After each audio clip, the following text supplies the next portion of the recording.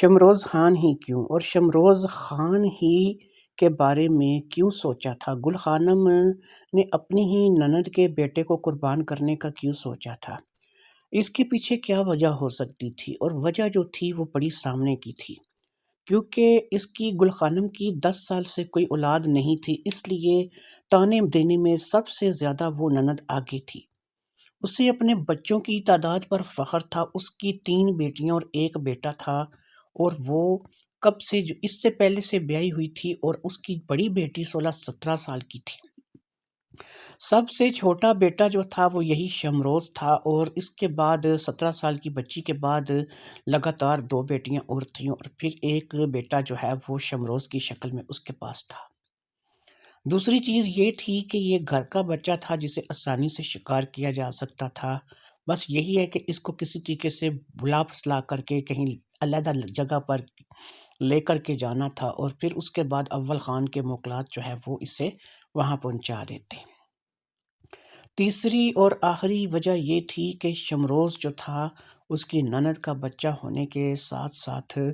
جو بھی چیزیں اول خان نے بتائی تھیں ان کے اوپر وہ پورا اتر رہا تھا، یعنی وہ 5 سال سے تھوڑا سا کم عمر کا بھی تھا اور انتہائی خوبصورت پٹھان بچہ تھا۔ لہٰذا یہ تمام وجوہات تھیں کہ جن کی بنا پر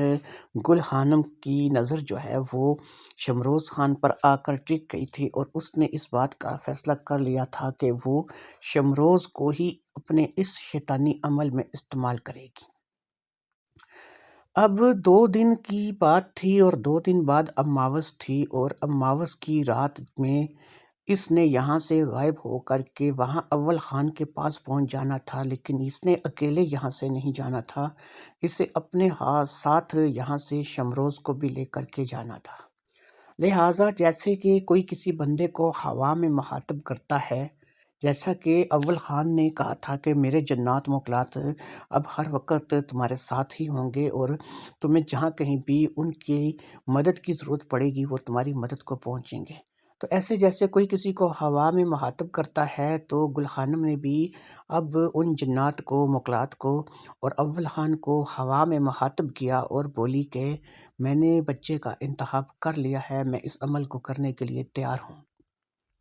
بس مجھے اپنے خاندان کا بدلہ چاہیے، اور میں جو ہے اس عمل کو کرنے کے لیے تیار ہوں، اور وہ بچہ جو ہے کوئی اور نہیں ہوگا، میری نند کا بیٹا شمروز ہوگا۔ لہٰذا مجھے جب بھی میں اس بچے کو لے کر کے کسی ایسی جگہ پر جاؤں تو مجھے جو ہے بتایا جائے کہ میں اس بچے کو آپ کے پاس کیسے پہنچاؤں، اور میں خود آپ کے پاس کب اور کیسے پہنچوں گی۔ اس رات کو جب یہ سونے کے لیے لیٹی، یعنی کہ جب گل خانم جو ہے وہ سونے کے لیے لیٹی، تو ایک دفعہ سے پھر یہ وہیں سے اٹھی، یعنی کہ اول خان کی اسی کٹیا سے یہ اٹھی۔ اب اول خان اس کے سامنے بیٹھا ہوا تھا، اس نے ایک دیا سا جلا رکھا تھا، اور وہ منہ ہی منہ میں کچھ بڑبڑا رہا تھا۔ جب وہ اپنے اس عمل سے فارغ ہوا تو اس نے اس کی طرف توجہ کی اور اس کو بولا کہ دیکھو، تم کل رات کسی طریقے سے اپنے شمروز خان کو، جس کا تم نے نام لیا تھا، اس کو تم کسی طریقے سے اپنے کمرے تک آدھی رات میں لے کر کے آؤ گی، اس وقت لے کر کے آؤ گی کہ جب سب لوگ سو رہے ہوں گے۔ کسی طریقے سے جب تم اس بچے کو اپنے کمرے میں لے کر کے آؤ گی تو تھوڑی دیر تک تم اس بچے کو اپنے ساتھ جو ہے وہ لٹا لینا۔ جب تم اس بچے کو اپنے ساتھ لٹاؤ گی تو تمہیں وہاں سے غائب کر کے یہاں پر پہنچا دیا جائے گا۔ اس کے بعد تمہارے گھر میں سے جب تک تم واپس نہیں جاؤ گی کوئی بھی بیدار نہیں ہوگا، اور کل کی رات میں ہی تم نے باقی سارا کام کرنا ہے، کیونکہ کل کی ہی رات جو ہے وہ اماوس کی رات ہے، اور کل ہی تمہیں اس بچے کے خون سے غسل کرنا ہوگا اور اپنے عمل کا آغاز کرنا ہوگا۔ یہ باتیں کرنے کے بعد اول خان نے اسے واپس بھیج دیا، اور وہ بھی اس ہدایت کو لے کر کے واپس چلی گئی۔ اب وہ دوبارہ اپنے شوہر کے ساتھ سو رہی تھی۔ اگلی رات اس نے کسی نہ کسی طریقے سے شمروز کو اپنے اس کمرے تک لانا تھا، اور اس وقت لانا تھا کہ جب سب لوگ سو رہے ہوں۔ نند کا جو کمرہ تھا وہ علیحدہ تھا، اور نند بھی اسی گھر میں ہی اپنے شوہر کے ساتھ رہتی تھی، اور بچے بھی اس کے اسی کمرے میں ہی رہتے تھے، کیونکہ وہ کوئی اتنا بڑا گھر نہیں تھا، ایک مناسب سا ہی گھر تھا، اس لیے وہ تمام لوگ ایک ہی کمرے پر رہنے پر مجبور تھے۔ البتہ یہ تھا کہ ان کا کمرہ کافی بڑا تھا کہ جس میں نند کا شوہر، نند اور اس کے علاوہ جو ہے اس کے بچے بھی سو جاتے تھے۔ اب ایسے میں بہت بڑا رسکی کام تھا کہ آدھی رات کو جانا اور سوئے ہوئے شمروز کو اٹھا کر کے اپنے پاس لے آنا، لیکن اب اس کے بغیر کوئی چارہ بھی نہیں تھا، اور یہ عمل کا پہلا حصہ تھا۔ اگر یہیں پہ گل خانم جو ہے وہ فیل ہو گئی تو آگے اپنے اس عمل میں وہ کیسے بڑھ سکتی تھی؟ لہٰذا اس نے اپنے دل کو کڑا کیا اور اگلی رات کے انتظار میں بیٹھ گئی۔ اگلی رات جو تھی اس کے لیے بڑی ہی زیادہ جو ہے وہ امپورٹنٹ تھی، کیونکہ اب اس نے کسی نہ کسی طریقے سے جو ہے اپنا کام سر انجام دینا تھا۔ وہ اس چیز کے انتظار میں بیٹھ گئی کہ سارے لوگ سو جائیں، کیونکہ وہ لوگ جو ہے وہ ویسے بھی رات کا کھانا کھانے کے بعد اپنے اپنے کمروں میں چلے جاتے تھے اور زیادہ دیر نہیں کرتے تھے، زیادہ سے زیادہ 11-12 بجے کے قریب تمام لوگ سو ہی جایا کرتے تھے۔ اس کا خود کا شوہر بھی اس کے کمرے میں آ کر کے سو چکا تھا، اور یہ تھی کہ یہ صرف پورے گھر میں ایسی تھی کہ جو ابھی تک جاگ رہی تھی۔ جب اس نے اس بات کو محسوس کیا کہ ٹائم 12 سے بھی اوپر کا ہو چکا ہے اور امید ہے کہ سب لوگ جو ہے وہ اپنے اپنے کمروں میں سو چکے ہوں گے، اس لیے اس نے یہاں سے اٹھ کر کے اس کمرے میں جانے کا فیصلہ کیا جو اس کی نند کے لیے مخصوص تھا۔ اس کی نند کے کمرے میں جو دروازہ تھا اس کو کنڈی تھی، لیکن وہ کنڈی کبھی لگاتی تھی کبھی نہیں لگاتی تھی، یعنی کوئی یاد سے نہیں لگاتی تھی، کبھی یہ کنڈی لگی ہوئی ہوتی تھی اور کبھی نہیں لگی ہوئی ہوتی تھی۔ اس لیے اب یہ سوچ رہی تھی کہ اب ایسا ہو کہ آج کی رات اس نے اندر سے کنڈی بند نہ کی ہو۔ اگر اس نے اندر سے کنڈی بند کی ہوئی تو پھر اسے کھڑکی کے راستے جانا پڑے گا، جو کہ پیچھے سے گھوم کر کے ایک کھڑکی تھی جو کہ اسی کمرے میں کھلتی تھی، اور اس کے لیے اسے تھوڑا سا تردد کرنا پڑے گا۔ کھڑکی کے راستے اندر جائے یا پھر دروازے کے راستے اندر جائے، اس کا جو مشن تھا، اس کا جو مقصد تھا وہ یہی تھا کہ اس نے وہاں سے کسی نہ کسی طریقے سے شمروز کو اٹھانا تھا۔ لہٰذا شمروز، جس کو گڈو پیار سے کہتے تھے، اس کو اس نے ہر حال میں یہاں سے اٹھانا تھا، اور اس کو لے کر کے آج رات کو اس نے یہی کام کرنا تھا جو کہ اسے اول خان نے بتایا تھا، اور اسے اول خان کے پاس پہنچانا تھا۔ اتفاق سے جب یہ اپنی نند کے کمرے کے پاس گئی تو وہ کنڈی جو ہے وہ اندر سے بند نہیں تھی، کھلی ہوئی تھی۔ اس نے بہت ہی آرام سے دروازے کا پٹ کھولا اور دروازے کے اندر داخل ہو گئی۔ جیسے ہی یہ دروازے کے اندر داخل ہوئی، اس نے دیکھا کہ سب لوگ جو ہے وہ سو رہے ہیں، اور گڈو جو ہے وہ بالکل ہی الگ تھلگ اپنی سب سے چھوٹی بہن کے ساتھ چارپائی پہ سو رہا ہے۔ اس نے ہمت کر کے، کیونکہ اس کا دل بڑی تیزی سے دھڑک رہا تھا اور سچ پوچھیں تو اس کی ٹانگیں کانپ رہی تھیں، اور اسے یہ کام جو ہے وہ بالکل بھی سمجھ میں نہیں آ رہا تھا کہ کیسے کرنا ہے، لیکن ایک انتقام کا جذبہ تھا، ایک ہمت تھی کہ جس نے اسے سنبھالا ہوا تھا۔ لہٰذا یہ آگے بڑھی اور اس نے آگے بڑھ کے بڑے ہی آرام سے، بڑے ہی پیار سے گڈو کے سر کو اپنے ایک بازو پر رکھا اور ٹانگوں کو دوسرے بازو پر رکھ کر کے بہت ہی پیار سے اس نے گڈو کو اٹھا کر کے اپنے سینے سے لگا لیا۔ ایسے سینے سے لگا لیا کہ وہ اٹھنے کی کوشش بھی کرے تو یہ اسے تھپکی دے کے سلا دے، اور بالکل اپنے ساتھ اس نے اس کو ایسے چمٹا لیا کہ جیسے ایک ماں اپنے بچے کو اپنی چھاتی سے لگاتی ہے۔ گڈو تھوڑا سا کسمسایا ضرور تھا، اور اس نے تھوڑا بہت جو ہے وہ ہاتھ پاؤں بھی چلائے تھے، لیکن وہ تھوڑی دیر میں ہی چپ ہو گیا تھا۔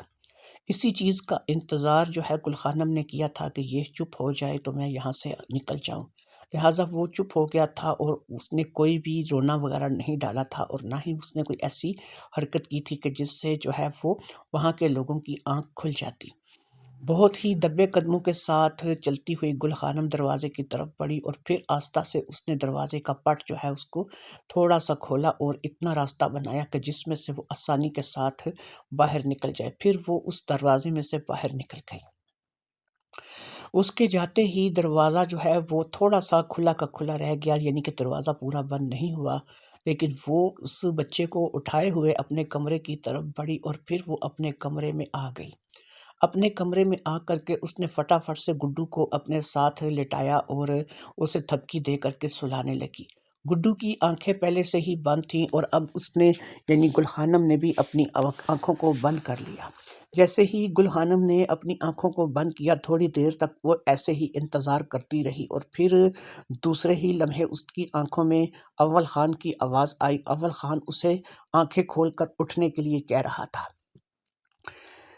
گل خانم آنکھیں کھول کر کے اٹھ کر کے بیٹھ گئی اور اب اس نے دیکھا کہ جہاں پر وہ بیٹھی تھی وہ اول خان کی کٹیا تھی، اور اس کٹیا میں اس کے پاس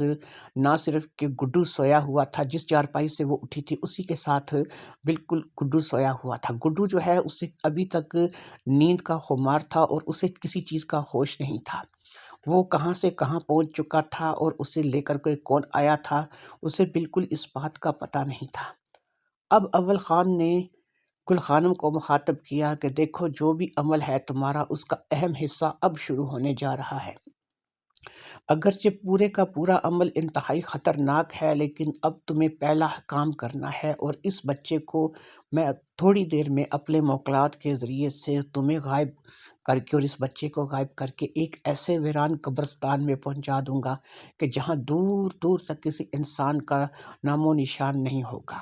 تمہیں ہر چیز مہیا کی جائے گی جو کہ تمہیں وہیں پہ اسی قبرستان میں پہلے سے موجود مل جائے گی، اور وہاں پر تم نے اس بچے کو ذبح کر کے اس کے خون سے غسل کرنا ہے اور اپنی پہلی شرط پوری کرنی ہے۔ اچھا یہ بتاؤ کہ تم آٹا لے کر کے آئی ہو گندا ہوا، جس میں تم نے آٹے کے 2 پیڑے ایک دن بنانے ہیں اور 2 پیڑے دوسرے دن بنانے ہیں۔ میں نے اب جو ہے گل خانم نے کہا کہ ہاں، میں نے آٹے کا دھیان رکھا تھا اور وہ میں نے گوندھ لیا تھا۔ اپنے ساتھ یہاں پہ آنے سے پہلے میں نے ایک شاپر میں جو ہے وہ آٹا ڈال لیا تھا اور اس میں آٹے کا تھوڑا خشکا بھی ملا لیا تھا، تاکہ یہ آٹا جو ہے وہ آسانی سے میں آگے جا کر بھی گوندھ سکوں۔ اول خان نے کہا ٹھیک کیا تم نے، اتنا آٹا رکھنا تھا جس سے 4 پراٹھے آسانی سے بن جائیں۔ اس نے کہا اتنا ہے کہ اس میں سے 4 پراٹھے آسانی سے بن جائیں گے، 2 ایک دن کے لیے، 2 دوسرے دن کے لیے۔ اس نے کہا تو پھر ٹھیک ہے، ابھی تم آنکھیں بند کر کے دوبارہ گڈو کے ساتھ لیٹ جاؤ۔ جب تم دوبارہ آنکھیں کھولو گی تو تم اس ویران جگہ پر پہنچ چکی ہوگی، جہاں پر تمہیں ایک چھری جس سے تم نے اس کو ذبح کرنا ہے، اور تمہیں ایک رسی ملے گی جس رسی کی مدد سے تم اس کی ٹانگیں باندھ کر ایک درخت کے ساتھ اسے الٹا لٹکاؤ گی۔ اسے اس قدر زیادہ اونچا لٹکانا ہے کہ جب تم اس کے گلے پر چھری چلاؤ اور اس کے جسم سے خون گرے تو وہ خون سارا تمہارے جسم کے اوپر آنا چاہیے۔ اس سے پوری زمین تر ہوتی ہے تو ہو جانے تو جتنا بھی وہ زمین پہ گرتا ہے یا جتنا بھی وہ تمہارے جسم پہ گرتا ہے، لیکن یاد رکھو کہ تمہارے جسم کا کوئی حصہ بھی ایسا نہیں رہنا چاہیے کہ جس پر وہ خون نہ گرے۔ کوشش یہ کرنی ہے کہ اگر تمہارے جسم کے کسی حصے پر وہ خون نہیں آتا تو خود اپنے ہاتھ سے وہاں پر مل دو، تاکہ تمہارا پورا جسم جو ہے وہ اس خون سے تر ہو جائے۔ لہٰذا اب تم آنکھیں بند کرو، اور میں جو ہے وہ تمہیں جب دوبارہ آنکھیں کھولنے کے لیے کہوں گا تو تم ایک ایسی جگہ پر پہنچ جاؤ گی کہ جہاں پر ایک ویران قبرستان ہوگا، اور وہاں پر تمہیں اگلا قدم جو ہے وہ اٹھانا ہے۔ گل خانم نے آنکھیں بند کر لیں اور پھر جیسے ہی تھوڑی دیر بعد اس نے آنکھیں کھولی، وہ ایک بالکل ہی ویران سے قبرستان میں کھڑی تھی۔ شاید یہ کوئی لاوارث قبرستان تھا، جو کہ عیدی والوں کے عموماً ہوتے ہیں کہ جب لاوارث لاشیں وغیرہ ملتی ہیں تو وہ ان قبرستانوں میں دفنا دی جاتی ہیں۔ دور دور تک کوئی آبادی نہیں تھی، بس تھوڑی ہی دور پانی کی آواز سنائی دے رہی تھی۔ ایسے لگ رہا تھا کہ کوئی نہر، دریا یا سمندر ہے جو کہ یہاں پہ پاس ہی ہے، جس کی آواز جو ہے وہ پانی کی وہاں سے آتی ہوئی سنائی دے رہی تھی۔ لیکن اس وقت اسے اس چیز کا ہوش نہیں تھا۔ جس قبرستان میں یہ کھڑی تھی یہاں پر بے شمار پیڑ تھے، اور ان پیڑوں میں سے ایک پیڑ کا انتخاب جو ہے وہ اس نے کر لیا، اور اس نے پھر آگے بڑھ کر کے گڈو کی ٹانگوں کو ایک رسی کی مدد سے باندھنا شروع کر دیا۔ یہ رسی بھی یہیں پر پڑی تھی۔ گڈو اب اٹھ کے بیٹھ چکا تھا اور اسے بالکل سمجھ میں نہیں آ رہی تھی کہ گل خانم اس کے ساتھ کیا کر رہی تھی اور اس کے ساتھ کیا کرنے جا رہی تھی۔ وہ بیچارہ معصوم سا بچہ اپنی آنکھیں ٹکائے اپنی توتلی زبان میں اس کے ساتھ باتیں کر رہا تھا، لیکن یہ اپنی ان باتوں سے بے خبر اس کو ایک نظر دیکھ بھی نہیں رہی تھی۔ یہ اس کی طرف دیکھ اس لیے نہیں رہی تھی کہ اگر یہ اس کی طرف دیکھے تو ہو سکتا ہے اس کو رحم آ جائے، لہٰذا یہ اس کے اوپر اس وقت رحم کھانے کی پوزیشن میں نہیں تھی۔ پھر اس نے اسے الٹا لٹکا کے باندھ دیا۔ وہ چھوٹا سا بچہ جو ہے وہاں پر لٹک کر تڑپنے لگا۔ وہ چیخ رہا تھا، رو رہا تھا، چلا رہا تھا، لیکن یہ تھی کہ اس نے اپنے کان بند کر لیے تھے اور اس کے ذہن میں صرف ایک ہی بات گھوم رہی تھی کہ انتقام، انتقام، انتقام۔ اب اس نے آگے بڑھ کر کے سامنے پڑی ہوئی چھری کو اٹھایا جو کہ وہیں پر پڑی ہوئی تھی، لیکن اس سے اٹھانے سے پہلے اس نے اپنے آپ کو اپنے کپڑوں سے آزاد کر لیا۔ اب یہ کپڑوں کے بغیر کھڑی تھی، اس نے جا کر کے اس بچے کے بالکل نیچے کھڑے ہو کر درخت کے پاس اس بچے کے گردن پر بڑی بے دردی سے چھری چلا دی۔ خون کا ایک فوارہ نکلا اور یہ اس خون میں نہانے لگی۔ اس قدر زیادہ جو ہے ہوس پرستی اور اس قدر زیادہ انتقام کی آگ جو تھی اس کے دماغ میں سمائی ہوئی تھی کہ اس نے ایک چھوٹے سے معصوم بچے کا خیال نہیں کیا اور پھر اس کے خون سے غسل کرنے لگی۔ اول خان کی ہدایت کے مطابق اس نے مکمل طور پر اس خون کو ضائع نہیں ہونے دیا تھا اور جتنا بھی خون اس بچے کے جسم سے گرا تھا وہ سارا خون جو ہے اس نے اپنے جسم پر اچھے طریقے سے مل لیا تھا۔ وہ بچہ تو بیچارہ نہ جانے کب سے ٹھنڈا ہو چکا تھا اور اس کے اوپر جو خون تھا وہ رستا ہوا جو ہے وہ اس کے جسم پر گرتا چلا جا رہا تھا۔ اب اس بے درد عورت نے اس بچے کی لاش کو وہاں سے اتارا اور اس کو اتار کر کے ایک گڈھا کھودنے لگی۔ تھوڑی ہی دیر میں اس نے اتنا گڈھا کھود لیا جس میں یہ آسانی کے ساتھ اس لاش کو دفن کر سکے۔ لہٰذا اس نے وہاں پر دیکھا کہ جس طریقے سے قبریں بنی ہوئی تھیں اسی طریقے سے اس نے اس کو دفن کرنے کا فیصلہ کر لیا، یعنی سر اور پاؤں کا پتہ چل رہا تھا کہ قبروں کا سر کس طرف ہے اور قبروں کے پاؤں کس طرف ہیں۔ لہٰذا اس نے اسی طریقے سے اس بچے کو دفن کرنے کا فیصلہ کر لیا اور پھر اس بے درد عورت نے اس بچے کو لٹا کر کے اس کے کپڑے اتارے اور اس کے اوپر ہی اس نے سینے کے اوپر ہی اس آٹے کو مزید گوندنا شروع کر دیا جو یہ اپنے ساتھ شاپر میں ڈال کر کے لائی تھی اور جس کے ساتھ اس نے اچھا سا خشکا لگا کر ایک بڑا سا گولا بنا لیا تھا تاکہ یہ آسانی کے ساتھ جو ہے وہ اس آٹے کو گوندھ سکے اور اس شاپر کے ساتھ وہ آٹا اس خشکے کی وجہ سے چپکے گا نہیں۔ آٹے کو تھوڑا سا گوندنے کے بعد اس نے دوبارہ سے اس لڑکے کو، اس چھوٹے بچے گڈو کو دوبارہ سے کپڑے پہنائے اور پھر اس کو اس گڑھے میں جو ہے وہ اس نے لٹا دیا، اوپر سے مٹی ڈالی اور پھر مٹی ڈالنے کے بعد یہ وہاں سے جو ہے وہ واپس پلٹنے کے ارادے سے چل پڑی۔ 40 قدم چلنے کے بعد اس نے دیکھا کہ یہ ایک دم سے ایک جھٹکا لگا اور اس جھٹکے کے بعد یہ سیدھا اول خان کی جھوپڑی میں آ چکی تھی۔ یہ اسی حالت میں تھی، اس کے اپنے کپڑے وہیں رہ گئے تھے اور اس کے پورے جسم پر خون تھا جو کہ لگا ہوا تھا۔ یہاں پر پہنچ کر اول خان نے اسے اپنی ہوس کا نشانہ بنانا شروع کر دیا۔ اب وہ اسی حالت میں اول خان کے پاس پہنچی تھی اور اول خان نے اسے اپنی ہوس کا نشانہ بنانا شروع کر دیا تھا۔ اب اس کی ہوس پوری کرنے کے بعد یہ یہاں سے اٹھی تو اول خان نے اسے ایک اسی کپڑوں سے ملتا جلتا ایک جوڑا دیا جو کہ اس نے پہن لیا۔ اب اس نے اس سے کہا کہ تم ایسا کرو کہ جتنی جلدی ہو سکے میں تمہیں واپس بھیجتا ہوں، تم جا کر کے غسل کر لو، اب تم پانی سے نہا لو، جیسے ہی تم پانی سے نہاؤ گی اور یہ خون جو ہے یہ بہہ کر کے ختم ہو جائے گا، لیکن تمہارا عمل جو ہے اب یہ کامیاب ہو چکا ہے، ایک دن تمہارے عمل کا کامیاب ہو گیا ہے، آٹا اپنے ساتھ لے جاؤ، کل 2 پراٹھے بنا کر کے تم اسی کی قبر پر پہنچ جاؤ گی، جیسے ہی تم کل 2 پراٹھے بنا لو گی اور اپنے بستر پر لیٹو گی میرے موکل تمہیں ایک دفعہ پھر میرے پاس اٹھا کر کے لے آئیں گے اور تمہیں یہاں سے میں وہاں پھر دوبارہ اسی جگہ پر بھیج دوں گا۔ یہ تمہارے عمل کا دوسرا دن ہوگا اور یاد رکھو کہ تم نے کل اس کو پراٹھے نہیں دینے ہیں، پراٹھے اس کو تم عمل کے تیسرے دن دو گی جب وہ تمہارا کام کرنے کا ارادہ کرے گا اور تمہارے کام کرنے کے لیے حامی بھر دے گا۔ لہٰذا اس بات کو لے کر کے وہ وہاں سے رخصت ہو گئی اور پھر دوبارہ جب اس کی آنکھ کھلی تو وہ اپنے کمرے میں موجود تھی۔ اس نے فٹافٹ سے غسل خانے کا رخ کیا اور جا کر کے اس نے نہا کر کے سارا خون جو ہے وہ گٹر میں بہا دیا۔ اب اس گٹر میں خون بہانے کے بعد اس نے ان کپڑوں کو بھی قطرہ قطرہ کر کے گٹر میں بہا دیا، کیونکہ اب وہ کپڑے بھی نہیں پہن سکتی تھی، کیونکہ ان کپڑوں پر بھی جگہ جگہ خون لگا ہوا تھا۔ کپڑے بھی گٹر میں بہا دیے گئے تھے، لیکن اس نے قطرت قطر بنا کر کے اسے گٹر میں بہا دیا تھا، اور اس نے خود غسل کر کے بھی جو خون تھا اس کو بھی گٹر میں بہا دیا تھا۔ اب اس نے ایک نیا جوڑا جو کہ اپنے لیے نکال لیا تھا، اس کو پہن کر کے وہ آئی اور آ کر کے اپنے شوہر کے ساتھ لیٹ گئی۔ اس وقت صبح کے 4 بج رہے تھے، ابھی اذان نہیں ہوئی تھی اور سارے لوگ سو رہے تھے۔ ابھی تک گڈو کی گمشدگی کا شاید کسی کو بھی پتہ نہیں تھا، اور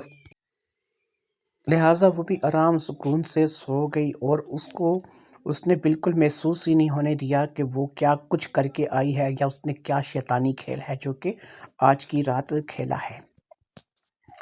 اگلے دن چیخو پکار کے ساتھ آنکھ کھلی اور گل خانم نے دیکھا کہ سارا گھر جو ہے وہ رونے دھونے میں اور چیخنے پکارنے میں جو ہے وہ لگا ہوا ہے۔ کسی جگہ پر بھی کسی کو گڈو نہیں مل رہا تھا، سب لوگ گڈو کو ڈھونڈ رہے تھے۔ منظور خان نے اسے اٹھایا تھا اور اس سے بھی گڈو کے بارے میں پوچھا تھا، لیکن اس نے بتایا تھا کہ گڈو جو ہے وہ اس کے بارے میں مجھے کچھ پتہ نہیں ہے۔ پورے گھر میں گڈو کی تلاش شروع ہو گئی، ایک دوسرے کو تانے کسنے لگے، ایک دوسرے پہ غصہ کرنے لگے، لیکن گڈو کا نہ کہ ملنا تھا اور نہ ہی گڈو مل رہا تھا۔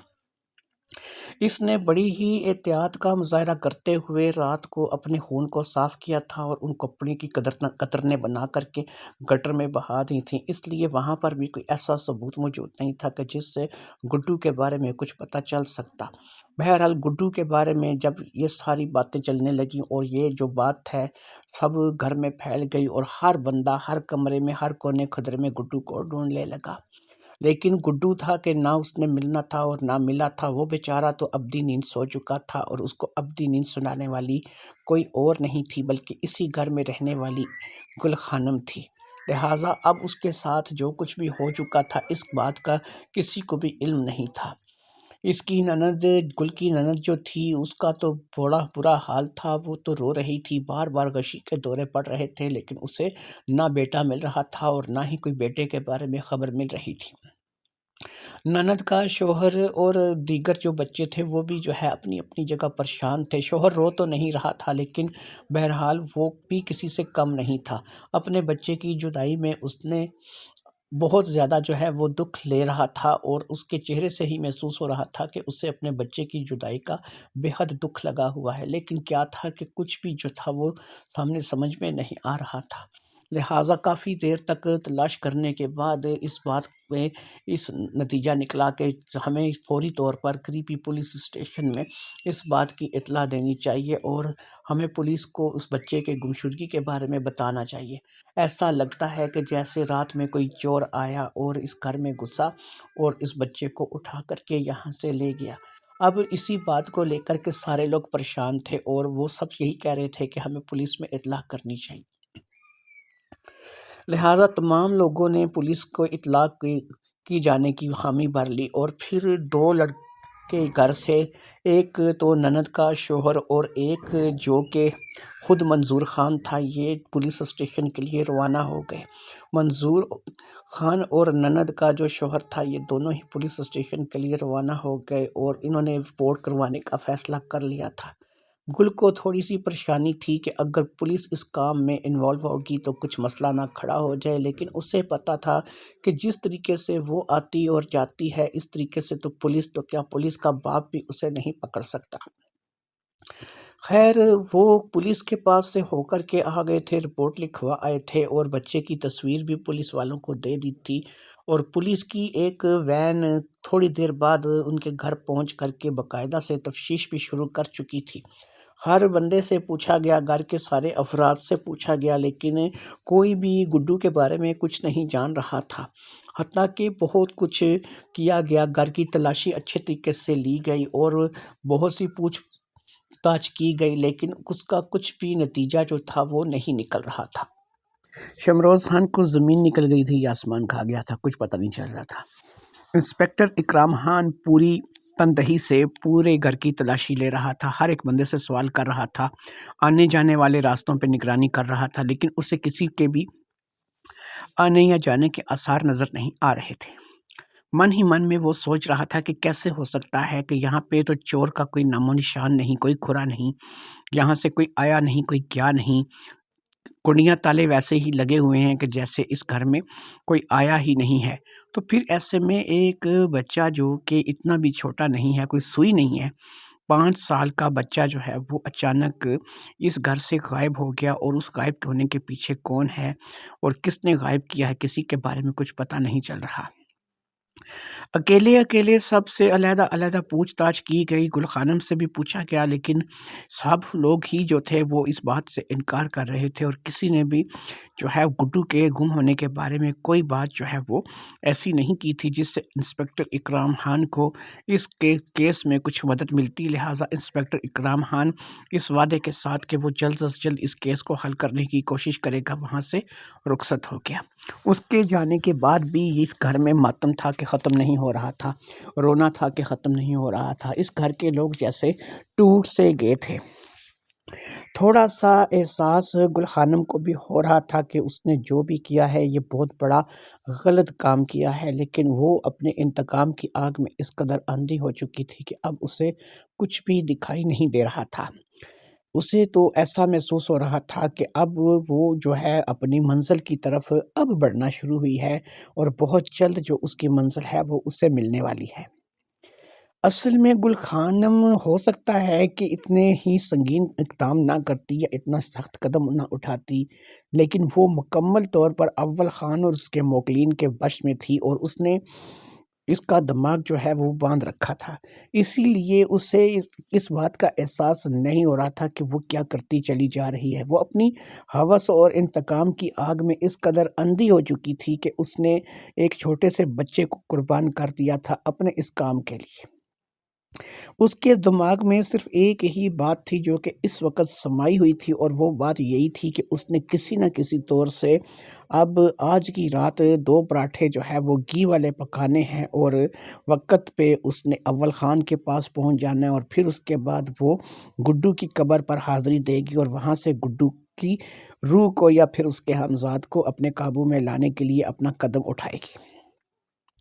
لہٰذا تمام لوگ ہی وہ دن اسی طریقے سے رو دو کر کے گزار کے آخر کار رات ہو گئی، اور رات تک بھی جب گڈو کا کچھ پتہ نہیں چلا تو تمام لوگوں نے اس بات کا فیصلہ کیا کہ ہم آج کی جو رات ہے وہ کوشش کریں گے کہ گزاریں، جاگ کر کے گزاریں، تاکہ ہمیں اگر کچھ ایسا آج کی رات میں اگر کچھ ہوتا ہے تو ہمیں پتہ چل جائے۔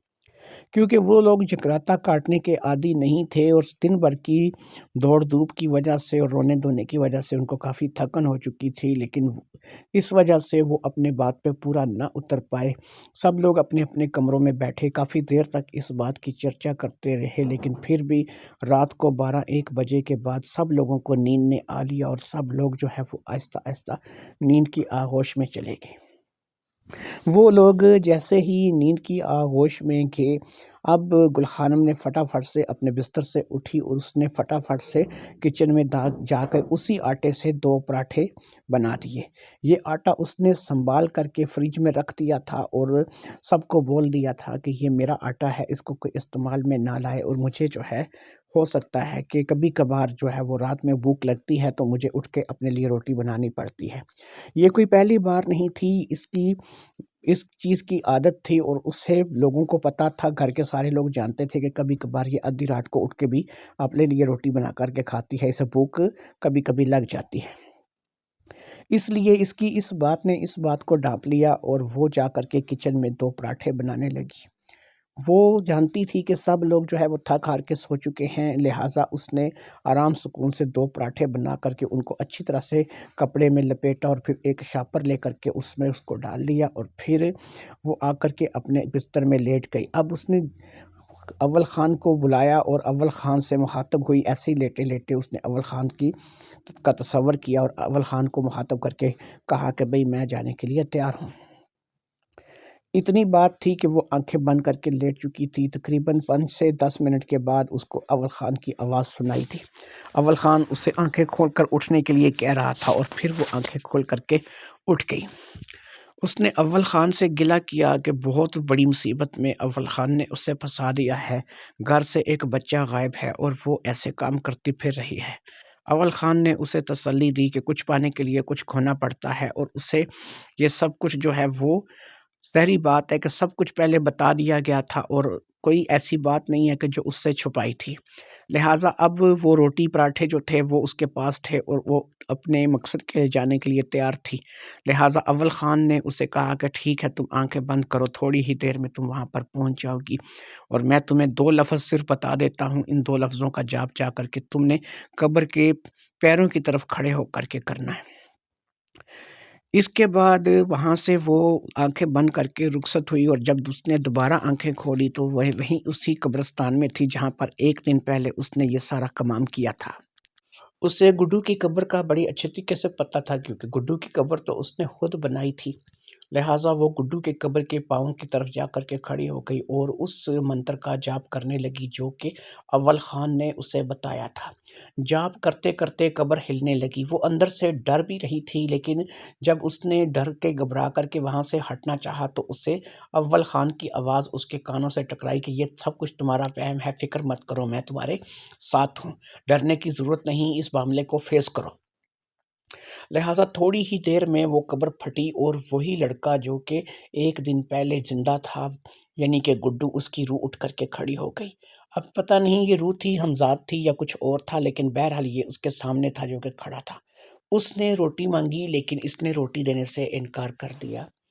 پھر اس نے روٹی کا تقاضا کیا، اس نے روٹی دینے سے انکار کر دیا۔ اسی طریقے سے تکرار چلتی رہی، اور پھر اول خان کی آواز اس کے کانوں سے ٹکرائی کہ ٹھیک ہے، اب واپس پلٹو اور پیچھے مڑ کر کے نہ دیکھنا۔ وہ جتنا بھی آواز دے، جتنا بھی بلایا، جو بھی کہے، تم نے پیچھے مڑ کر نہیں دیکھنا۔ اب یہ یہاں سے پلٹی اور واپس کی طرف چل پڑی۔ پیچھے سے بہت سی آوازیں آئیں، پہلے تو پیار سے اور بعد میں پھر غصے سے اور ڈراؤنی آوازیں آئیں، لیکن اس نے پیچھے مڑ کر کے نہیں دیکھا۔ اول خان کی آواز نے اسے ایک طاقت دی تھی، جس آواز کو لے کر کے یہ وہاں سے نکل آئی تھی۔ 40 قدم دور آنے کے بعد پیچھے سے آوازیں آنی بند ہو گئی۔ 41واں یا 42واں قدم اٹھانے پر اسے ایک جھٹکا لگا اور یہ دوبارہ سے اول خان کی جھونپڑی میں موجود تھی۔ اب یہ اپنے عمل کا دوسرا دن بھی مکمل کر کے اول خان کے پاس جھونپڑی میں آ چکی تھی، اور اول خان نے جو ہے آج بھی اس کے جسم کے ساتھ جو ہے اس کے بعد کھیلا، اور اس کے جسم کو اچھی طرح سے جھنجھوڑنے اور بمبوڑنے کے بعد اسے گھر جانے کی اجازت دے دی۔ یہ گھر آ گئی، اور ویسے ہی جیسے کہ یہ اپنے بستر پر سوئی ہوئی ہمیشہ آتی تھی اور سوئی ہوئی جاتی تھی، اسی طریقے سے یہ اپنے بستر پر سوئی ہوئی تھی۔ لہٰذا اس نے سونا ہی مناسب سمجھا اور چپ کر کے سو گئی۔ اگلی صبح بھی کوئی زیادہ مختلف نہیں تھی، سبھی لوگ پریشان تھے، رو رہے تھے، اور اس روز بھی گڈو کی تلاش کا سلسلہ شروع ہو گیا، لیکن گڈو نے نہ ملنا تھا نہ ملا تھا۔ انسپکٹر اکرام بھی آیا، لیکن اس نے بھی آ کر کے یہی اطلاع دی کہ اسے ابھی تک اس بچے کے بارے میں کچھ بھی پتہ نہیں چلا ہے۔ لہٰذا انسپکٹر اکرام بھی اپنی جگہ پریشان تھا، لیکن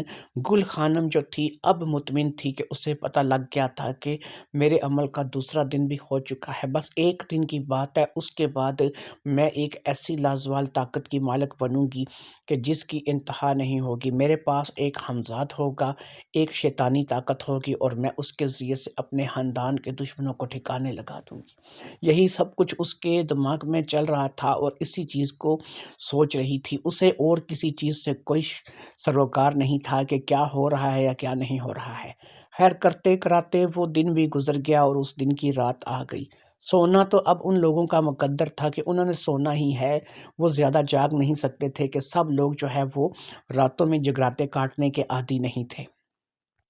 لہٰذا تمام لوگ ہی اپنے اپنے کمروں میں چلے گئے، روتے دھوتے کسی نہ کسی طریقے سے اپنے بستروں پہ چلے گئے، اور پھر نیند کی آغوش میں چلے گئے۔ جب وہ سب لوگ سو گئے تو اس وقت بھی تقریباً رات کے 12 ساڑھے 12 بجے کا ٹائم تھا، اور آج کی آخری رات تھی۔ لہٰذا گل خانم نے اٹھ کر کے فوری طور پہ کچن کا رخ کیا، اور باقی بچے ہوئے آٹے کو فریج میں سے نکال کر کے اس آٹے کے ساتھ اس نے وہاں پر بیٹھ کر کے 2 پروٹھے جو تھے وہ پکا لیے، اور 2 پراٹھے پکانے کے بعد اس نے اس کو اچھی طرح سے کپڑے میں لپیٹا، اور پھر اس کو اچھی طرح سے شاپر میں لپیٹ کر کے اپنے کمرے میں آئی، اور آ کر کے پھر لیٹ گئی۔ اب اس نے دوبارہ سے اول خان کو پکارا اور اپنی آنکھیں بند کر لیں۔ 2 سے 3 منٹ کے بعد ہی اول خان نے اسے آنکھیں کھولنے کے لیے کہا، اور اس نے آنکھیں کھول دیں۔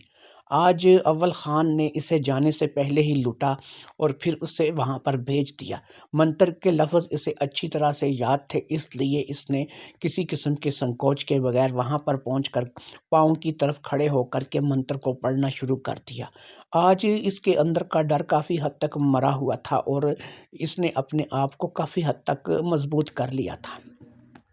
لہٰذا جیسے ہی یہ پاؤں کی طرف کھڑے ہو کر اس منتر کا جاپ کرنے لگی، تقریباً تھوڑی ہی دیر بعد دوبارہ قبر ہلنے لگی اور ایک دفعہ سے پھر وہی بچہ جو کہ گڈو تھا اٹھ کر کے کھڑا ہو گیا۔ اس نے روٹی کا تقاضا کیا، لیکن آج اس کے لہجے میں عاجزی تھی اور وہ زیادہ اکڑ فو نہیں دکھا رہا تھا۔ کل تو اس کے لہجے میں ایک ضد تھی، لیکن آج وہ بہت ٹوٹا ٹوٹا سا لگ رہا تھا۔ اس نے عاجزی کے ساتھ اس سے روٹی کی درخواست کی تو اس نے کہا کہ ٹھیک ہے، میں تمہیں ایک شرط پہ روٹی دوں گی، اس کے بدلے میں ساری زندگی کے لیے تمہیں میرا غلام بننا ہوگا اور جیسا کام میں تمہیں کہوں گی تم میرے لیے وہ کام کر کے آؤ گے۔ جو کام بھی میں تم سے کروانا چاہوں گی، جیسا بھی میں تم سے کروانا چاہوں گی، وہ تمہیں کرنا ہوگا اور تمہیں میری ہر حکم کو ماننا ہوگا۔ تم جب میرے پاس سے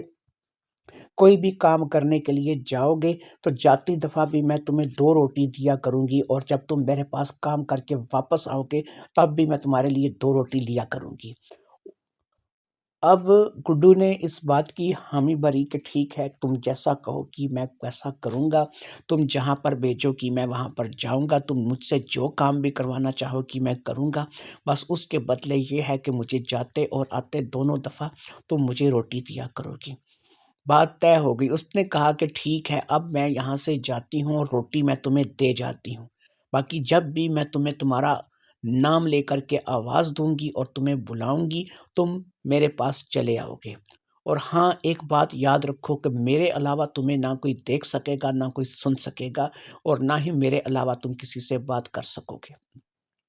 بات چیت طے ہو گئی۔ اس کے بعد روٹیوں کے شاپر کو کھول کر کے آگے کر دیا گیا اور گڈو اس سے روٹیاں لے کر کے وہیں پر قبر پر بیٹھ کر ہی ان روٹیوں کو کھانے لگا۔ وہ روٹی کھا رہا تھا تو یہ واپس پلٹی اور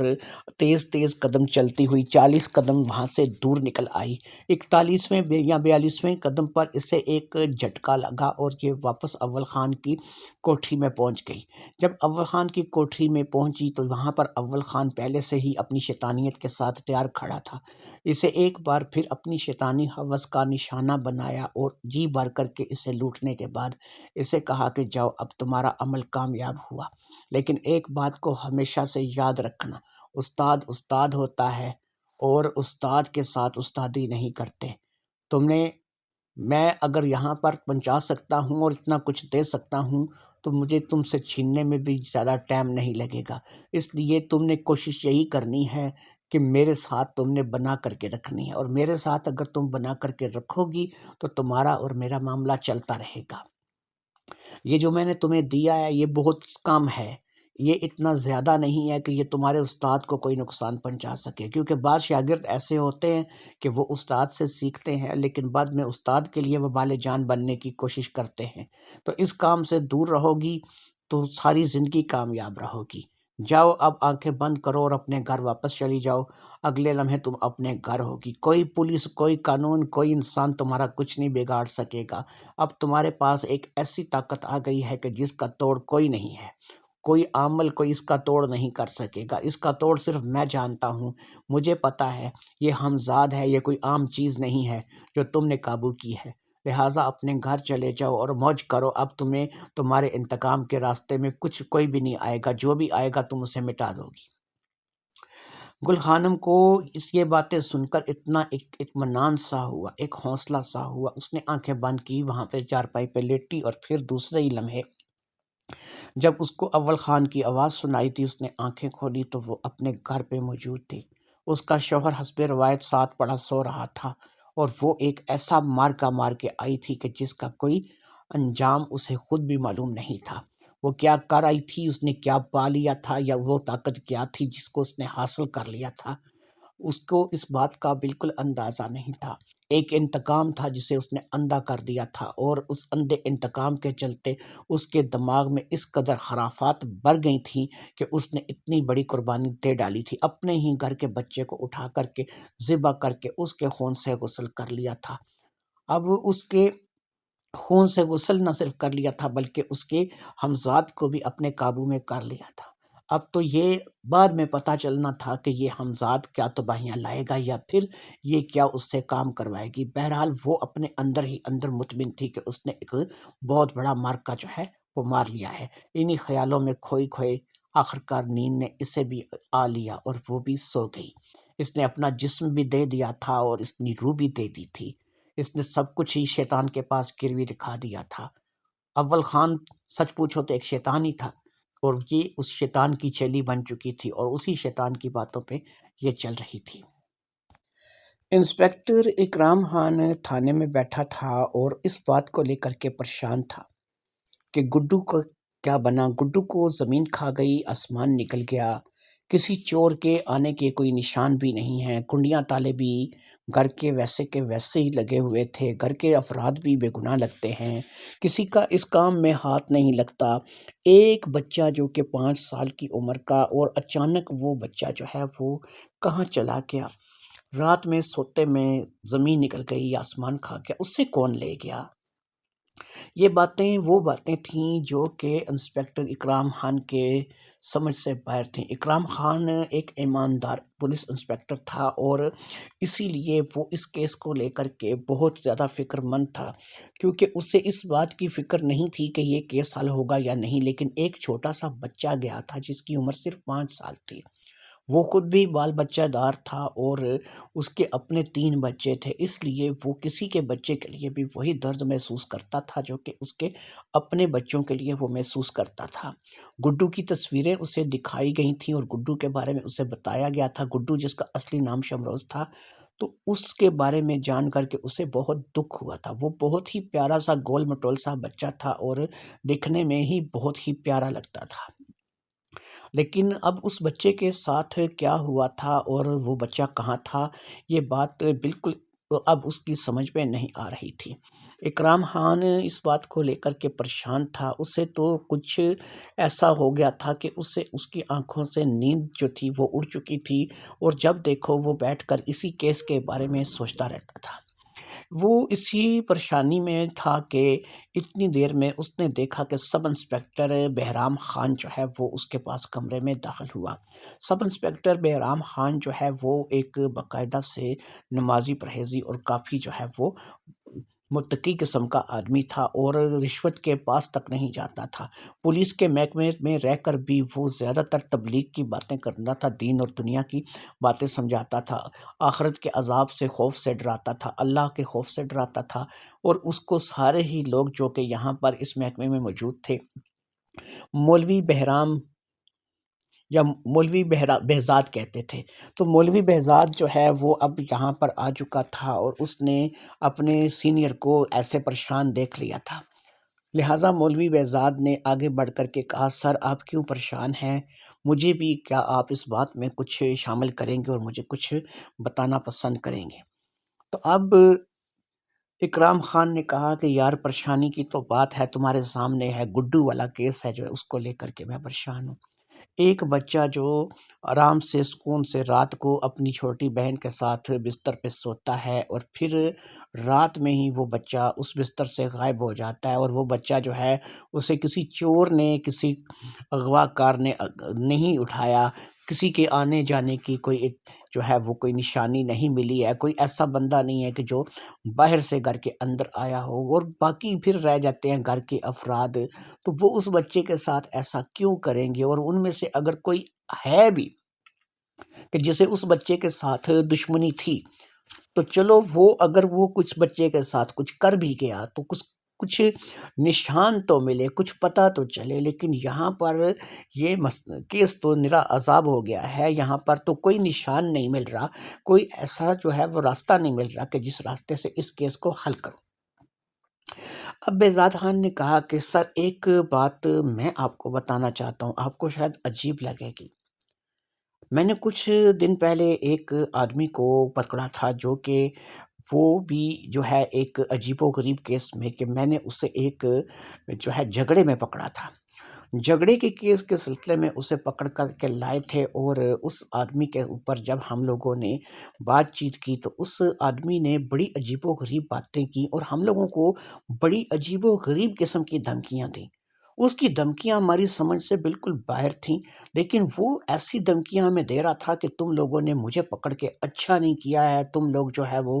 بڑا پچھتاؤ گے، میں چاہوں تو تمہیں راتوں رات غائب کروا دوں، میں چاہوں تو تمہارے ساتھ یہ کروا دوں وہ کروا دوں۔ تو ہم لوگوں نے یہی سمجھا کہ یہ بندہ جو ہے وہ ذہنی طور پر ڈسٹرب ہے، پاگل ہو گیا ہے،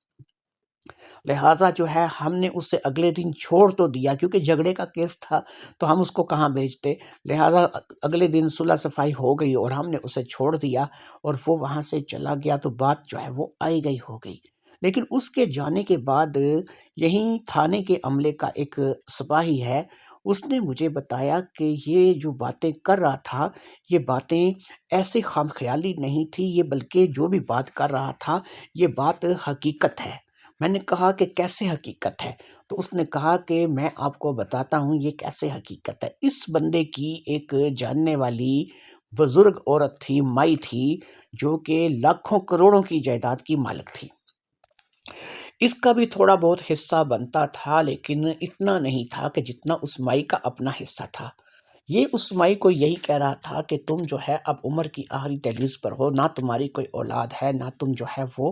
کوئی ایسا تمہارا نظام ہے، تو تمہارے مرنے کے بعد یہ سارا کچھ مجھے ہی ملے گا، تو کچھ ایسا کرو کہ جیتے جی ہی میرے نام لکھ دو سارا کچھ، ویسے بھی یہ سب کچھ میرے نام ہی آئے گا۔ تو وہ اس کو بولتی تھی کہ میں اپنا سب کچھ یتیم خانے کو دے جاؤں گی، دارالامان کو دے جاؤں گی، لوگوں میں بانٹ دوں گی، لیکن تمہیں نہیں دوں گی۔ لہٰذا اس بات کو لے کر کے اس شخص نے کہا کہ ٹھیک ہے، اگر تم مجھے نہیں دو گی تو پھر جو ہے وہ اب تم زیادہ عرصہ اس دنیا میں بھی نہیں رہو گی۔ اس بات کو جو ہے اس مائی نے لے کر کے کوئی ایسا ایشو کھڑا نہیں کیا تھا، نہ اس نے کوئی جھگڑا کیا تھا، اور نہ ہی اس نے جو ہے اس بات کا کوئی مطلب نکالا تھا، وہ اپنے کام میں مگن رہی تھی۔ لیکن کچھ عرصے بعد پراسرار طور پر رات کو وہ سوئی ہے، اور صبح جو ہے وہ اپنے بستر پر مردہ پائی گئی ہے۔ وہ مر چکی تھی، اور اس کو ایسے یعنی کہ رات کو بالکل ٹھیک ٹھاک سوئی ہے، اسے کوئی بیماری بھی نہیں تھی، ہاں یہ ہے کہ عمر تھوڑی زیادہ تھی، لیکن وہ رات کو سوئی ہے تو صبح اپنے بستر پر مردہ پائی گئی ہے۔ تو مجھے جو ہے، میں اس لیے کہہ رہا ہوں کہ اس نے کہا تھا کہ تمہیں مار دوں گا اور تمہیں پتہ بھی نہیں چلے گا، یہ کر دوں گا وہ کر دوں گا، تو اس لیے جو ہے میں آپ کو یہ بتا رہا ہوں کہ یہ شخص جو ہے، یہ اس کی دھمکیوں کو آپ ایسے ہلکے میں مت لیجیے، یہ اگر کچھ کرنا چاہے تو کر سکتا ہے۔ بہزاد خان کہنے لگا کہ میں نے اس سپاہی سے کہا کہ یار یہ ایک اتفاق بھی ہو سکتا ہے کہ اس کی عمر زیادہ تھی، حرکت قلب بند ہو جانے سے رات کو وہ مر گئی، اور پھر اس کا جو ہے وہ فوت ہو گئی، تو اس میں اس کا کیا کارنامہ ہے، یا اس نے کیا کیا ہے، یا اس کے کہنے پہ وہ تھوڑی مری ہے۔ تو میں نے اس سپاہی کو اس وقت ڈانٹ دیا اور اسے کہا کہ تم ایسی باتوں کو مت سوچو، یہ غلط باتیں ہیں اور تم ان باتوں میں مت پڑو۔ وہ جو شخص پکڑ کر کے لائے تھے اس کا نام نذیر تھا، نذیر خان، اور نذیر خان کے بارے میں نے یہ بعد میں پتہ کروایا، کیونکہ سپاہی کی باتوں کو تو میں نے رد کر دیا تھا، لیکن بعد میں نے نذیر خان کے بارے میں پتہ کروایا تو پتہ چلا کہ نذیر خان یہاں سے کچھ دور ایک بہت ہی ویران جنگل میں کوئی شخص ہے جس کا نام اول خان ہے، وہاں پر آتا جاتا ہے، اور اول خان کے بارے میں مشہور ہے کہ وہ کالے علم کا ماہر جانا جاتا ہے۔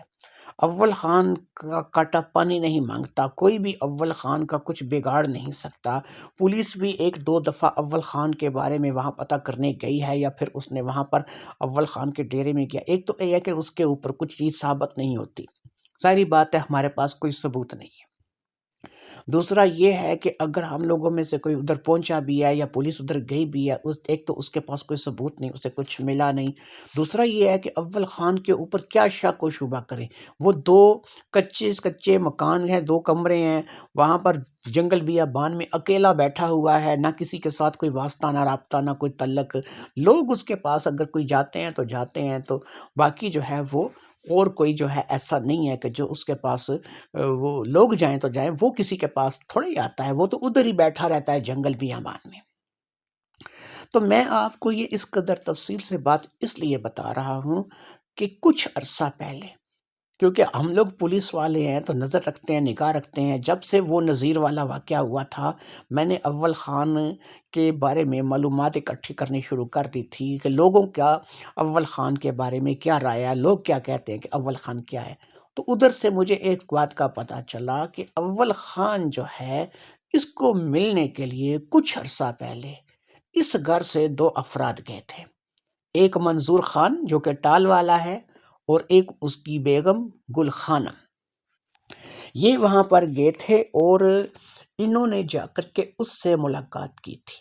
اب یہ کس لیے گئے تھے، انہوں نے جا کر اول خان سے کیا ملاقات کی تھی، ان کے جانے کا مقصد کیا تھا، اور پھر جب یہ اس سے ملاقات کر کے آئے ہیں تو اس کے بعد زیادہ دن نہیں لگے، 1 سے 1.5 ہفتے کے اندر اندر وہ لڑکا گڈو غائب ہوا ہے۔ میں سوچتا ہوں کہ اس میں اول خان کا کوئی ہاتھ ہو سکتا ہے، لیکن کوئی ثبوت نہیں ہے جو کہ موجود ہو۔ پھر یہ ہے کہ گل خانم یا پھر منظور خان جو ٹال والا ہے وہ ادھر کیوں گئے تھے، ان کے جانے کا مقصد کیا تھا، کہیں وہ اسی لیے تو نہیں گئے تھے کہ وہ گڈو کو ٹھکانے لگانا چاہتے تھے یا پھر گڈو کے بارے میں وہ کچھ کرنا چاہتے تھے۔ بہرحال یہ باتیں ہو سکتا ہے کہ ایک پولیس انسپیکٹر ہونے کے ناطے آپ کو سمجھ میں نہ آئے، آپ کہیں کہ یہ بات ممکن نہیں ہے، لیکن جب آپ ایک عام انسان کی طرح اس بات کو سوچیں گے تو آپ کو یہ بات سمجھ میں آئے گی کہ اگر کوئی شخص کالا علم کرتا ہے، اتنا جادوگر ہے کہ اس کو اس علاقے کے سارے لوگ جانتے ہیں، بہت سے لوگ تو اس کا نام تک لینے سے ڈرتے ہیں، تو ہو سکتا ہے کہ اس سارے کام کے پیچھے اس کا ہاتھ ہو سکتا ہے۔ کیونکہ جیسے آپ نے بتایا کہ وہ رات کو بستر پہ سویا لیکن صبح جو ہے وہ اپنے گھر والوں میں کی نظر سے غائب تھا، وہ نہیں تھا، اس کو زمین نگل گئی یا آسمان کھا گیا، وہ کدھر چلا گیا، اس کا کیا بنا، یہ آپ کو بالکل کسی کو پتہ نہیں ہے۔ تو اس میں اگر ساری بات کو سامنے رکھوں، نذیر والی باتوں کو سامنے رکھوں، اس سپاہی کی باتوں کو سامنے رکھوں، تو ہمارا بنتا ہے کہ ہم اس بات کو لے کر اول خان پر شک کریں، لیکن اول خان کیا ہے، کہاں ہے، کیسے ہے، اور اس کے خلاف ہمارے پاس ثبوت کیا ہے، یہ ہمارے پاس کچھ بھی نہیں ہے۔ بہزاد کی اتنی لمبی بات ختم ہوئی تو اکرام خان نے بہزاد سے کہا کہ دیکھو بہزاد، تمہاری بات کو میں مانتا ہوں، ایک انسان ہونے کے ناطے میں اس بات کو تسلیم کرتا ہوں کہ علم ہوتا ہے، کالا علم بھی ہوتا ہوگا اور اول خان علم بھی کرتا ہوگا، بقول تمہارے اس کے خلاف ہمارے پاس کوئی ثبوت نہیں ہے۔ پھر وہ یہاں اس گاؤں میں تھوڑا ہی رہتا ہے، وہ تو یہاں سے بہت دور ایک بیابان جنگل میں اکیلے، تم کہہ رہے ہو کہ 2 کمروں کے مکان میں وہ رہتا ہے، لوگ اس کے پاس کوئی جائے تو جائے، وہ کسی کے پاس نہیں آتا۔ تو سوال یہ ہے کہ اگر منظور اور اس کی بیگم جو ہے وہ اس کے پاس گئے بھی ہیں تو اب یہ پتہ نہیں کہ وہ کس کام کی غرض سے گئے ہیں، لیکن چلو یہ ایک کڑی ہے، ایک راستہ تو ملا کہ کم از کم ہم منظور سے اور اس کی بیگم سے ان کے جانے کا مقصد پوچھیں گے، ان کو جا کے بٹھائیں گے اور اس بات پہ جرا کریں گے۔ اگر ان کے من میں چور ہوگا تو ہمیں اس بات کا پتہ چل جائے گا، لیکن اگر ان کے من میں چور نہیں ہوگا تو پھر ظاہری سی بات ہے کہ ہم جہاں سے شروع ہوئے تھے وہیں پہ آ کے رک جائیں گے، یعنی ہمیں کوئی بھی راستہ جو ہے وہ نہیں ملے گا، کوئی بھی ایسا طریقہ نہیں ملے گا کہ جس میں ہم اس کے پاس جا کر کے کامیاب ہو سکیں۔ اکرام خان نے یہ باتیں کیں اور بہزاد نے بھی کہا کہ ٹھیک ہے، کل اس بات کے بارے میں بات کرتے ہیں اور جا کر کے منظور سے اور اس کی بیگم سے پوچھتے ہیں کہ وہ اول خان کے پاس کیوں گئے تھے اور کیا لینے گئے تھے۔ اگلے دن دونوں ہی انسپیکٹر جو ہیں یہ وہاں پر گھر میں پہنچ گئے، گھر کے سارے لوگ ہی ابھی تک اس دکھ اور پریشانی سے نہیں نکلے تھے، لہٰذا جب منظور اور اس کی بیگم کا نام پکارا گیا اور کہا گیا کہ اس سے کچھ بات کرنی ہے تو گل خانم تھوڑی ٹھٹک گئی، لیکن گل خانم کو اب کسی بات کا کوئی ڈر بہرحال نہیں تھا، کیونکہ اس کے پاس ایک ایسی چیز تھی کہ جس سے وہ اپنے ہر مسئلے کو حل کر سکتی تھی اور ہر پریشانی سے نکلنا جانتی تھی۔ لہٰذا اس نے کہا کہ ٹھیک ہے، میں اور میرا شوہر جو ہے وہ پولیس کو جو بھی پوچھنا ہے پوچھیں، میں بیان دینے کے لیے تیار ہوں۔ پوچھنا کیا تھا؟ اکرام خان نے اور بہزاد نے ان سے اسی بارے میں پوچھا کہ کچھ دن پہلے تم لوگ ایک ایسے عامل کامل سے ملنے گئے تھے جو کہ کالے علم میں اپنا ثانی نہیں رکھتا، اور یہاں کے لوگ کہتے ہیں کہ وہ بہت بڑا کالے علم کا ماسٹر ہے۔ تو ایسا بھی ہو سکتا ہے کہ اس گڈو کو غائب کروانے میں کہیں اسی کا ہاتھ نہ ہو، اسی نے کسی طریقے سے گڈو کو اپنے کسی تنتر منتر سے غائب نہ کر دیا ہو۔ تو اس بارے میں تم کیا کہو گے؟ اور یہ بتاؤ کہ تم دونوں جو ہے وہ اس کے پاس سے ملنے کے لیے کیوں گئے تھے، اور تم دونوں کے جانے کا مقصد کیا تھا؟ منظور اگرچہ جانتا تھا کہ اس کی بیگم کے دماغ میں کیا چل رہا تھا، اس کا مقصد کیا تھا، لیکن ظاہر سی بات ہے کہ اس کی بیگم نے اس کے سامنے کوئی ایسی بات کی نہیں تھی۔ لہٰذا منظور نے وہی بتایا کہ ہمیں 10 سال سے اولاد نہیں ہوئی ہے، تو ہم تو اس غرض سے جو ہے وہاں پہ گئے تھے۔ گل خانم نے بھی منظور کی بات کی تائید کی اور بتایا کہ یہ ٹھیک کہہ رہا ہے، ہم اس کے پاس اسی لیے گئے تھے کہ بھائی 10 سال ہماری شادی کو ہو گئے ہیں لیکن ہمارے ہاں اولاد نہیں ہوئی ہے، اگر ہم پہ کوئی تویز بندش ہے، کوئی جادو ٹونا ہے تو اس کو ختم کرو، اور ہمارے ہاں اولاد ہونی چاہیے تھی۔ تو جو کچھ بھی وہاں پر پیش آیا تھا وہ منظور نے بھی اور گل خانم نے بھی بتا دیا تھا۔ لہٰذا یہ ساری باتیں سننے کے بعد اکرام خان کی جو تھوڑی بہت امید بندی تھی وہ بھی ٹوٹ گئی، اور اسے پتہ چل گیا کہ دونوں ہی میاں بیوی ایک دوسرے کی بات کو بڑھاوا دے رہے ہیں۔ اس کا مطلب ہے کہ سچ بول رہے ہیں، جو بات وہ کرتا ہے وہی آگے سے وہ پکڑ کے کرتی ہے، یا وہ جو کرتی ہے وہی آگے سے اس کا میاں پکڑ کے کرتا ہے، اس لیے اس کا مطلب ہے کہ دونوں ہی سچ بول رہے ہیں۔ بات ختم ہو گئی، وہیں سے جہاں سے چلے تھے وہاں پر آ کر رک گئے۔ پنجابی کی ایک کہاوت ہے، جتھے دی کھوتی اتھے آن کھلوتی۔ یہی سسٹم جو ہے اس وقت انسپیکٹر اکرام خان کے ساتھ اور سب انسپیکٹر بہزاد کے ساتھ تھا۔ لہٰذا دونوں نے ہی وہاں سے جانے میں ہی عافیت سمجھی اور دونوں ہی اپنے تھانے کی طرف روانہ ہو گئے۔ رات ہو گئی، سب لوگ سو گئے، اپنے اپنے کمروں میں سب لوگ جا کے سو چکے تھے۔ ٹائم رات کے 1 بجے سے زیادہ کا تھا۔ 2 روٹیاں پکا کر کے کچن میں جا کر کے تیار بیٹھی تھی گل خانم۔ جیسے ہی 2 روٹیاں اس نے تیار کر لیں، اب اس نے گڈو کو آواز دی۔ گڈو ایک ہی آواز پر اس کے پاس حاضر ہو گیا۔ گڈو ایک تو معصوم سا بچہ تھا، لیکن یہ جو گڈو اس کے پاس آیا تھا اس کے چہرے پر شیطانیت جو تھی وہ جیسے سبد ہو کر رہ گئی تھی۔ اس کی وہ معصومیت، وہ رنگ روپ چھن چکا تھا۔ یہ سیاہ کالے رنگ کا ایک بچہ تھا، بس اس کا حلیہ، اس کے نقش گڈو جیسے تھے۔ لہٰذا یہ 2 روٹیاں اس نے اس کو کھانے کے لیے دیں، اور اب اس نے کہا کہ مجھے سب سے پہلے جس خاندان نے میرے گھر کو برباد کیا، میرے گھر کو ختم کیا، تم سب سے پہلے اس خاندان کے سب سے بڑے کو ختم کرو۔ ان کا دادا ہے یوسف خان۔ یوسف خان کو سب سے پہلے ختم کرو، اور یوسف خان کی لاش، اس کی خبر مجھے کل ملنی چاہیے۔ یوسف خان کے بارے میں کل پتہ چلنا چاہیے کہ وہ مارا گیا ہے، اور اسے ایسی دردناک موت دو کیونکہ اسی بوڑھے کے حکم پر میرے پورے خاندان کو ہلاک کیا گیا ہے۔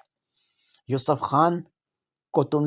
تم بھی جانتے ہوگے، میرے پاس تم آئے ہو، میں نے تمہیں بلایا ہے، تو میرے دشمنوں سے بھی تم واقف ہوگے۔ لہٰذا یوسف خان کو جا کر کے اب تم نے آج کی رات میں ختم کرنا ہے، اور اگلے دن مجھے یوسف خان کی موت کی خبر ملنی چاہیے۔ حمزاد نے، یعنی کہ جو گڈو کا حمزاد تھا، اس نے اس کام کو کرنے کی حامی بھری۔ 2 روٹیاں کھانے کے بعد وہ وہاں سے رخصت ہو گیا۔ اس نے آنے کا ٹائم واپس میں نہیں بتایا تھا، لیکن اب یہ تھا کہ جیسے کہ اسے اول خان نے بتایا تھا کہ وہ جیسے ہی واپس آئے گا تم نے اسے 2 روٹیاں اور دینی ہیں۔ لہٰذا یہ کام جو ہے وہ چند منٹوں میں بھی ہو سکتا تھا، چند گھنٹوں میں بھی ہو سکتا تھا، اور اس کے لیے ٹائم بھی لگ سکتا تھا۔ یہاں سے یہ کچن سے نکلی اور جا کر کے سونے کا ارادہ کر رہی تھی کہ چلو جب تک گڈو اس کام کو کر کے نہیں آتا میں اس وقت تک جا کر کے تھوڑا آرام کر لیتی ہوں۔ ابھی یہ اپنے دروازے تک نہیں پہنچی تھی کہ اس نے دیکھا کہ گڈو واپس آ گیا ہے۔ یہ سمجھی کہ شاید یہ واپس کسی اور وجہ سے آیا ہے۔ اس نے کہا کہ کیا ہوا گڈو، تم واپس آ گئے ہو اور کیا تم نے میرا کام نہیں کیا؟ اب گڈو کا ہمزاد جو کہ ایک شیطان تھا، اس نے اپنے دانتوں کی نمائش کی جو کہ انتہائی گندے اور ایسا لگتا تھا کہ جیسے کبھی صدیوں سے صاف ہی نہیں کیے ہوئے تھے۔ اس نے اپنے گندے دانتوں کی نمائش کی اور ایک شیطانی مسکراہٹ کے ساتھ ہنستے ہوئے بولا، اس نے کہا کہ تم کام بولو اور میں کام نہ کروں، میرا تمہارا معاہدہ ہے کہ تم جو بھی کام کہو گی وہ میں کروں گا۔ یوسف کو میں مار آیا ہوں اور میرے پاس اسے مارنے میں زیادہ وقت نہیں لگا۔ میں گیا، وہ اپنے کمرے میں اکیلا سو رہا تھا تو میں نے اسے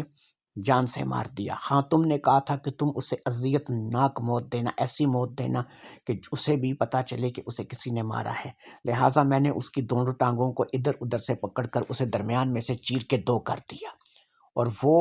مر گیا ہے۔ اس کی خبر تمہیں صبح مل جائے گی۔ مجھے میری روٹی دو۔